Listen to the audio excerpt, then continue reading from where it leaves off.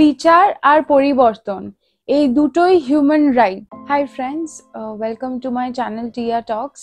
আপনারা থাম্বনেল দেখে বুঝতেই পারছেন যে আমি কেন এই ভিডিওটা পোস্ট করছি আর কি ব্যাপারে পোস্ট করছি। ভিডিওটা একদমই নন পলিটিক্যাল আর ইম্পার্সোনাল। আমার কোনো উদ্দেশ্য নেই কারোর ইমোশনসকে হার্ট করার, কিন্তু যেহেতু এটা নিয়ে এত কথা হচ্ছে, এত ভিডিও দেখছি, তাই আমারও মনে হলো আপনাদের সাথে আমি দুটো কথা শেয়ার করি এবং আমার নিজের যেটা মনে হয় সেটা আমি শেয়ার করি। তো প্রথমেই বলি যে ঘটনাটা নিয়ে আমি কথা বলতে চাই না, কেন কি ঘটনাটা এক্স্যাক্টলি কি হয়েছে, কারণ আপনারা ওটা সবাই জানেন। আর তাছাড়া মানে এমন একটা ঘটনা যেটা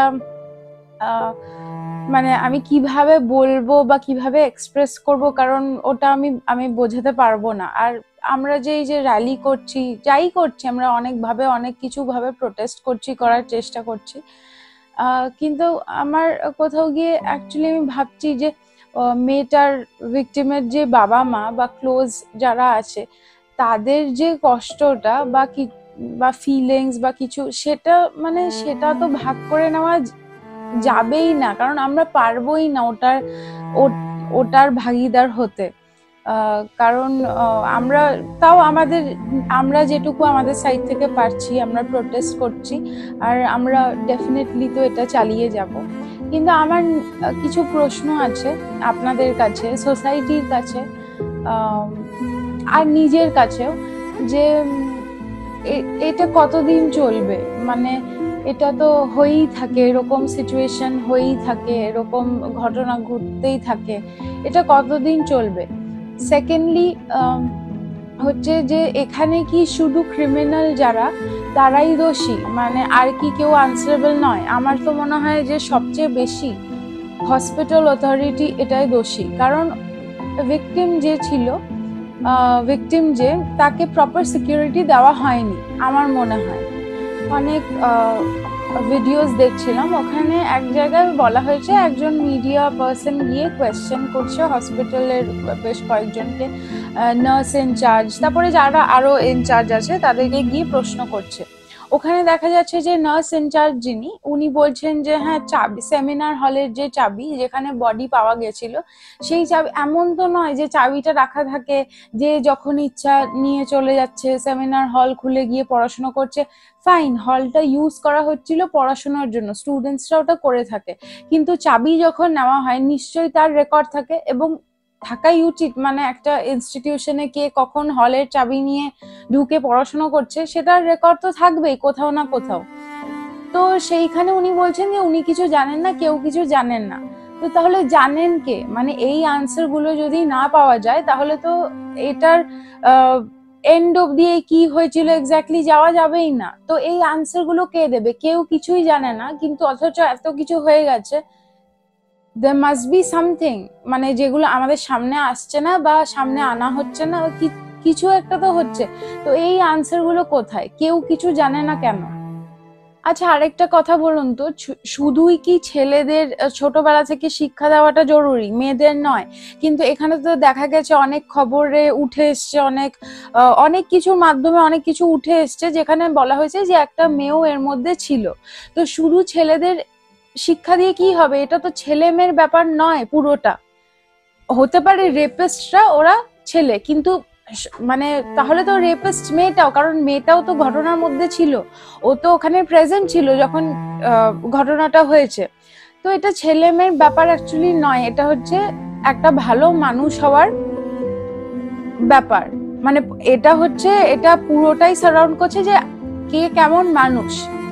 ছেলে মেয়ে জিনিসটা ডিসক্রিমিনেট করে, কারণ সব ছেলেরা এরকম নয়, ওই ছেলেগুলো ওরকম, ওই মেয়েটাও ওরকম। সমস্যাটা কোথায় বলুন তো? আমাদের ভারতবর্ষে, আমি যেহেতু এখানে থাকি আমি এখানের কথাই বলছি, আমাদের ভারতবর্ষে শিক্ষার খুব অভাব। এখানে অন্য আরেকজনকে শিক্ষা দেওয়ার চেয়ে অন্য বাকি জিনিসে এত খরচা করা হয়, এত কিছু করা হয়, কিন্তু মেইন যারা অ্যাকচুয়ালি এডুকেশন পায় না তাদের পেছনে খরচাগুলো করা হয় না খুব একটা। মানে আমরা যেটুকু দেখি অনেক কিছুই আছে যেটা করা হয় না। আরেকটা কথা বলুন আমাকে, যে যখন বেশ কিছুটা টাইম আগে যখন আমাদের এডুকেশনাল মিনিস্টার ধরা পড়লো অত করাপশনে, অত কিছুতে, একটা কথা যে ওই অত হাই ডেজিগনেশনের একজন মানুষ যদি ওরকম করাপ্টেড হয়, তাহলে যারা ওনার থেকে কম ডেজিগনেশনে আছেন বা ওনার নিচের মহল, তারা কত কিছু করে, কত করাপ্টেড, কত করাপশন চলে, সেটা কি ধরা পড়ে না? মানে জিনিসটাকে কি অ্যাকচুয়ালি যখন ধরা পড়ে, কিছুটা খবর বেরোলো, কিছুটা হলো, তারপরে তো ওটা ধামাচাপা পড়ে যায়।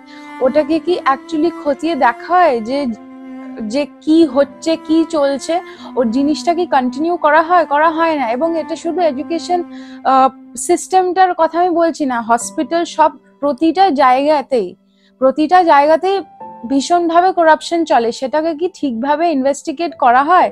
বা আজকে যে ঘটনাটা হচ্ছে, এত ইনভেস্টিগেশন চলছে, 2 সপ্তাহ, 3 সপ্তাহ, 1 মাস পর এরম ভাবে ইনভেস্টিগেশন চলবে? আপনি বলতে পারবেন গ্যারান্টি দিয়ে? কেউ কি বলতে পারবে? সব জায়গাতেই তো ধামাচাপা পড়ে যায়। আমরা তো এটার গ্যারান্টি, আমরা খালি জাস্টিস চাইছি, কিন্তু পাবো কিনা তো জানি না। কেউ কি গ্যারান্টি দিয়ে বলতে পারবেন, যারা এই ভিডিওটা দেখছেন বা যারা ইনভেস্টিগেট করছেন, কেউ বলতে পারবে যে অ্যাকচুয়ালি সত্যি সত্যি জাস্টিস পাওয়া হবে? মানে গ্যারান্টি দিয়ে বলতে পারেন? পেলে তো খুবই ভালো।